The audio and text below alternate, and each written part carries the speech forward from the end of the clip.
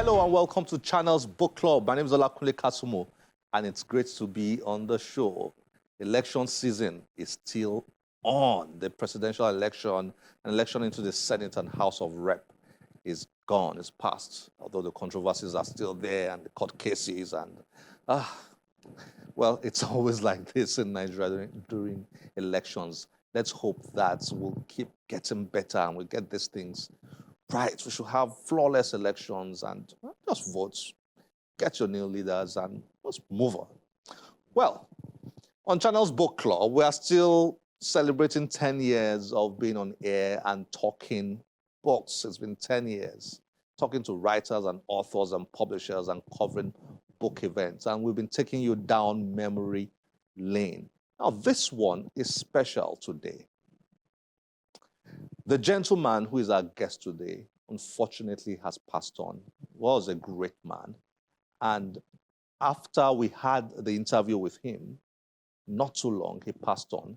And out of respect for his family, we thought we shouldn't show that interview yet. Let's let things just pass a bit before we bring it back on air. And so we are going to show you an interview with the great Dr. Ona Ekhomu. Remember him? Very popular face on TV, on media channels, talking security. He shared some of the most insightful details on Nigeria's security, Nigeria's battle with Boko Haram and the insurgency issue and all that. He shared some of the most insightful things about that particular subject on national television, national radio, newspapers, and all that before he passed on. And then he wrote this book, Boko Haram, Security Considerations and the Rise of an Insurgency. You will not find a better book, a more detailed book on the subject of Boko Haram and the insurgency in Nigeria than this one. As far as I'm concerned, I stand to be corrected, but fabulous, fabulous book. When I read this book prior to the interview with him, I was blown away. Well, he came to the studio and he shared the details of this book with us. We discussed it and we had such a superb time with him. Going down memory lane on Channel's Book Club as we hit 10. Here's our interview, our discussion with Dr. Ona Ekhomu. Whoever is going to take over mantle of leadership in Nigeria at any level in this country must take the issue of security very, very seriously. It has to be number one. Number one. Enjoy this. Dr. Ona Ekhomu, a renowned security expert and first chartered security professional in West Africa, he was the president of the Association of Industrial Security and Safety Operators of Nigeria and the Africa representative of the International Foundation for Protection Officers. Ekhomu was a certified fraud examiner, management consultant, policy analyst, and corporate security consultant, among others, gaining him recognition from home and abroad. Ona Ekhomu is the author of books titled Effective Personal and Corporate Security, Kidnap Face-to-Face with Death, and the most recently published one, Boko Haram, Security Considerations and the Rise of Insurgency.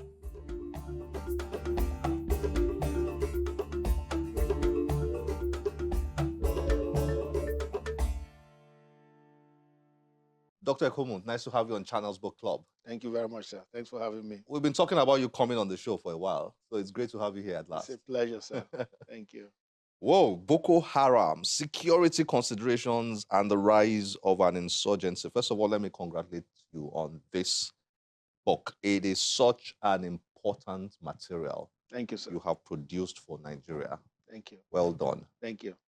I hope government officials are reading this.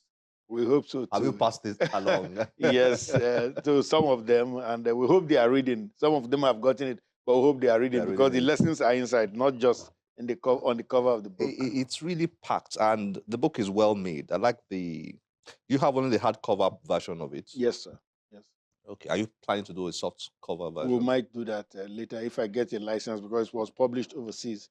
If I get a license from them to do the soft cover, we can do locally. That. Okay, yes. Great. So that would drop the price also. Price. Yeah. Great. Incredible. I mean, I kept reading, and a lot of preconceived notions that I had about the subject of insurgency, insecurity, Boko Haram, all of them just, I just started seeing things very differently. Thank you, sir. And I've been recommending this to people. Thank you. I'm very honored, sir. Thank you. What got you into security? I'm curious. Thank you. Well, I had been, prior to going to the United States in 1975, I was involved in martial arts as a student, then later as a sensei, as a teacher. And Kung Fu, Judo? Yes, martial arts. And then I now got involved in training the police in Benin, where I was living at the time. I started teaching the Mopo 5 Flying Baton 5 Judo Club there. And so that kind of pushed me in that direction. Then when I got to the United States, when I got to Denmark, South Carolina, where I did my first degree, I got involved with the police department there because I already had these police credentials. I was also training them in martial arts there. And that was just like my first break into security. But a few years down the road, I got involved with some people who wanted to sell equipment because I was still studying and living in America, who wanted to sell equipment when I was in Pittsburgh now, who wanted to sell central monitoring devices, equipment to monitor alarm conditions in the whole of a city or the whole country to Nigeria. And when they identified me as someone who had police affiliation and credentials, they came to me that I should represent them in Nigeria. And that's how I now turned and got full training, security officer training, to qualify me as a security personnel. That's an exciting, it's a very dangerous world, isn't it? It is. And today it's more so when we have what we call a galaxy of threats out there. You have all kinds of threats from header militia to insurgents, what I wrote about in this book. They are all the same, whether you call them header militia, insurgents, or bandits, they are all three sides of one coin. And you have other threats, cultism, militancy, Chidinma threat, and so on and so forth. You have so many threats out there. And so it's a world where you need capable, competent, credentialed people to deal with. So you need dynamic, differentiated knowledge, complex, dynamic, differentiated knowledge to address security issues. Unfortunately, we don't have a good understanding of that. We think that anybody can do security because I have a head and 2 hands and 2 legs. I can do security, and it's not so. Not so. Yes. It's very strategic, tactical, strategic. So I can just imagine. Martial arts. So I may not survive if I took you on hand-to-hand combat. You might not. I'm an old man. That was 40, 50 years ago. But I can still do a thing or two. You can still handle me. I can still do a thing or two. Yes. Thank you, sir. You're too kind. Great. Now, so what is this book about? Let's get viewers, to get a peep into what Boko Haram, security considerations, and the rise of an insurgency. Now, this book took the Boko Haram problem and, takes, because it's still an existing problem, takes the Boko Haram problem and says, listen, what is really happening here? Why is it that this problem is an insoluble problem? Why can't we quite solve this problem of insurgency in Nigeria? Usually, okay, Mike Tassine came along and it blew over. Kafanchan riot came along, it blew over. So many threats have come and they go. But this one has endured. This month, it will be 12 years since we've been battling this same insurgency. 12 years. 12 long years. That's started July 26th of 2009. It will be 12 years. So here we are, and we are still scratching our heads trying to figure out what to do right. And we keep, a lot of the things we do are wrong in terms of this particular problem. So what happened was, back from 2014, I started giving a series of lectures overseas on this problem of insurgency, trying to get the international community interested in helping us. Even though local actors here were like, we don't need any help, leave us alone, we can handle it. I already knew we couldn't handle it because I knew that water don't pass Gary. So, so I gave a series of lectures, and later I said no. So in fact, the author of the publisher, CRC Press, actually approached me in 2015 that could you do a book on this? This is a very important topic for counterterrorism specialists, for policymakers, for scholars, and so on and so forth. I was approached that I should do this, and that's how I did it. By CRC? Yeah, they published it. You never got a Nigerian publisher approach you to write this? No, they are still trying to figure it out. They'll probably come along one of these days. But right now we got CRC on this. Yes. So I guess that you probably have an impression that we are not as concerned, quote and unquote, about this issue Yes. as we ought to be. Yes. And probably not as much as some other people outside the shores of the country see about the issue. it. Exactly. Is that correct? Yes, it is. It is correct. And it's demonstrated in our attitude, the way the kind of kid glove attitude to this insurgency. We verbalize that, we must finish these guys. There was a statement that Mr. President made when he went to Metele in 2018 for the burial of those soldiers who were killed in Metele. And he said Boko Haram should be, I've forgotten how he said, whether banished or destroyed from the face of the earth, you know? But, we don't see it happening. When you say Boko Haram must be wiped out from the face of the earth, we must commit resources to make that happen. So we are not walking the talk. That's really what I'm saying. And perhaps also because we don't have a good understanding of the threat matrix. That's my concern here. So we are putting citizens' lives and military lives and law enforcement lives at risk by not doing the right thing that we ought to do. So you were explaining the core themes that we'll find in this book. Yes, sir.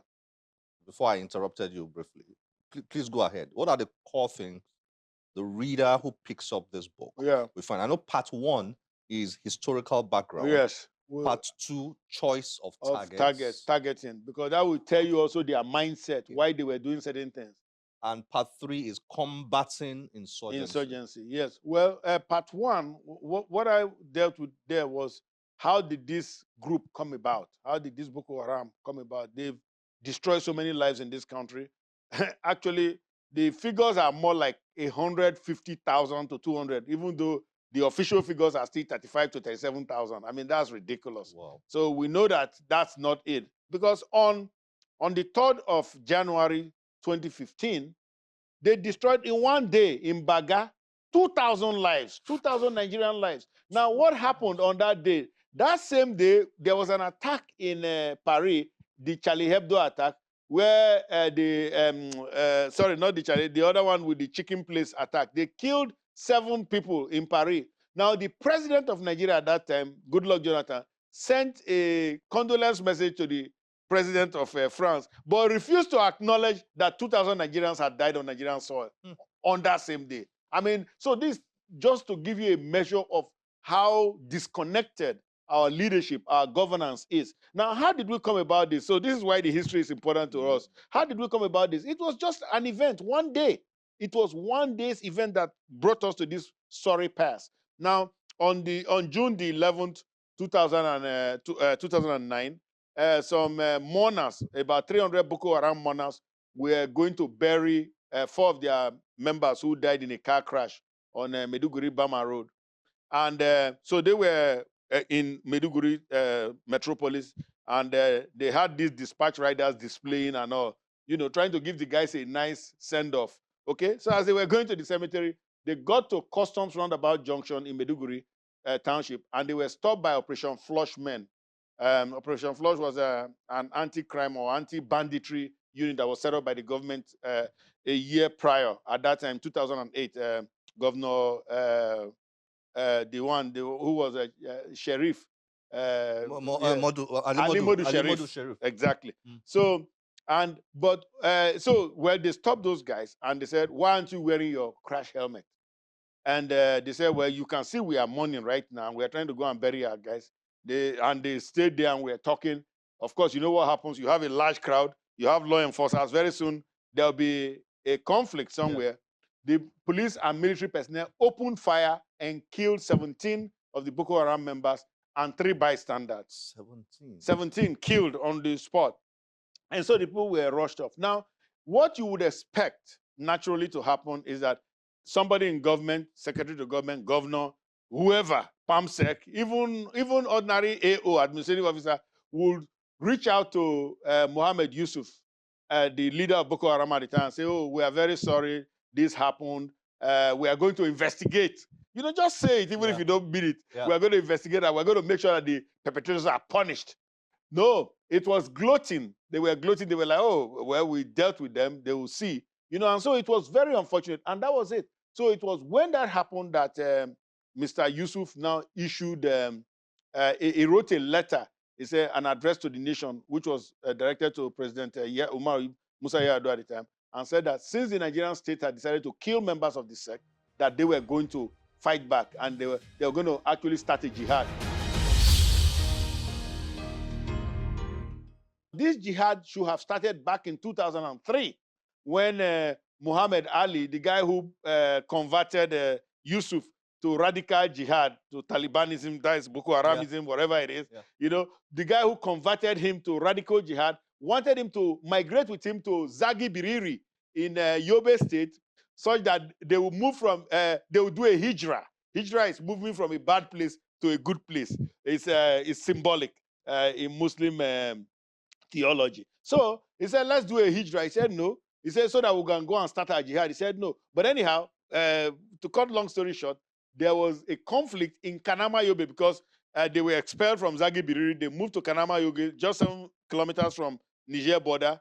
And they burned down the police station, burned down the local government. It took the military to subdue Muhammad Ali's group in that encounter. And they had control of the city for 7 days of Kanama, 7 days before the military could subdue them. They had sent mobile police, they routed those people. So just to tell you, this is the kind of thing we've been going on, but we don't understand because we don't conduct studies. We don't look at it closely and say, what is this threat? How did it evolve? Who was involved? What were the ammunitions they used? What was their capability? How many fighters? We don't ask those pertinent questions. Those are the things I'm trying to expose in this book. One of the things I found very interesting here is even the story of Muhammad Yusuf. Yes. That the way you explain it here. Yes. I thought it was just one radical guy, Islamist. He was actually the good guy. He was actually a normal. He was a regular guy. Human being. He was a regular guy. Preacher of Islam. He was a staff of Borno State government. He was a preacher. He was a regular preacher, like a lot of the preachers you see. He became radicalized in 2002. Yeah, you wrote about how he was radicalized by Ali. Right? Muhammad Ali, yes. Yeah, it was that radicalization that now brought the Boko Haram concept in, because Ali told him that book was haram. Book is Western civilization, Western education. That's in Hausa language. He said that Boka is haram because the Western educated elites that's among their leadership, they were anything but good people, anything but role models. And they focused their attention particularly on then governor of Borno State, Malak Kachala, who they were very unhappy with because of the lifestyle that they saw on display in Borno State. And so that's how he now teamed up with Ali Modu Sharif to defeat Malak Kachala in the 2003 gubernatorial elections, where Boko worked for the ruling AMPP at the time, not ruling, the PDP was ruling under Kachala. AMPP now defeated PDP to win the state. But what happened? The governor did not keep his end of the bargain. He had promised that he will implement full Sharia. He refused. You highlighted here, well, I mean, it's clear to maybe everybody, but you did emphasize here that, this is a case of extremism. Indeed. Rather than mainstream. No, it's not mainstream Islam. That's where the conversion came. He moved to the end. He moved to the because extreme. He was a normal, regular. He was a regular guy. Like most Muslims are regular guys. They are great guys. Yeah. My family, I have a lot of Muslims in my family. Most of my family is actually Muslim. My dad was a Christian because he went to school, so that's how come I'm a Christian. But most of my family is Muslim. Interesting. In page 41, you Yes, sir. described the radical narrative. Indeed. What are you trying to say here? Yes, I was saying that, you see, what Shekau and his people believed in was that we have a lot of rot in society, yet with a Kalashnikov, that is AK-47, the weapon of mass destruction, we call it that sometimes, with a Kalashnikov, you can change all of that. So what did I say? That's the radical narrative. You say if you have a weapon and you can exert 1 pound of finger pressure, that's to pull the trigger, you can deal with a bad guy. Who are the bad guys? The society, the people who. So that is what you see playing out today in our. When you say banditry, people cannot farm in Ogun State, they cannot farm in Edo State. The other day, there was a Agenebode market day in Edo State. I'm from Edo State. That's why I like examples from there. There was a Agenebode market day in Edo State, and there was no Gary to buy. Why was there no Gary? Because the farmers could not farm. They could not, they couldn't go to the farm and, plug their cassava or harvest their cassava and make Gary. And that's what is happening. Is that same radical narrative that is playing. And then more dangerously, you now have a handshake from ISWAP, Boko Haram, in the northeast with bandits in the northwest. So we have a very toxic brew on our hands. And I think the government ought to take just take note of this. It's very important. Do you reckon you answered well this is the final because we're running out of time. Okay. Do you reckon you answered well the question a lot of people are asking about definitions? Boko Haram. ISWAP. Yes. Bandits. Yes. What's the other one? Killer headsmen. Killer headsmen. Yes. Does this book clarify who is who? Well, and how do they dovetail into yes, each other? Yeah, because it gets confusing. It gets confusing, yes. But if you follow them long enough, you see, back in 2003, then governor of Katsina State, Shema, was told that people were moving east from Dutsinma in Katsina State, and they were going to join Boko. They weren't radical then. They were going to join Boko, and nothing was done. So you see, it's a long-running problem, starting right from President Obasanjo's presidency to Mr. Yaradua, who ordered the attack on Angwadoki, that's Yusuf's headquarters. Of course, he had to, because the insurgents had already attacked the government, so the government had to reply. And then through 6 years of Mr. Jonathan, and then now 6 years of the current president. So you see, if you add up all the years that we've been dealing with this problem and still don't have the solution, you see why there is I think more variants. There are more variants coming up now. So these all, just to answer your question simply, Baba Boko, bandits, killer headsmen, whichever one is out there, they are all variants of the same problem. But the more dangerous thing is they are now linking up operationally. They're now linking up operationally. They are now, because they have the same aims. Back to page 41 that you just cited, they have the same aims. They are like, you know what, this is a debauched society. We got to fix it. Let us go there and carry some of the spoils away. And that's what they're doing. So this is a book all of us need to read. We really need to read it. And even in the Southwest. Doc, well done. Well done. I mean, it must have taken a lot to produce this work that is so important. Well done to you. Thank you, sir. And thank you for joining us on Channels Book Club. I really appreciate you. Thanks for having me, sir. Great to have you here. All right.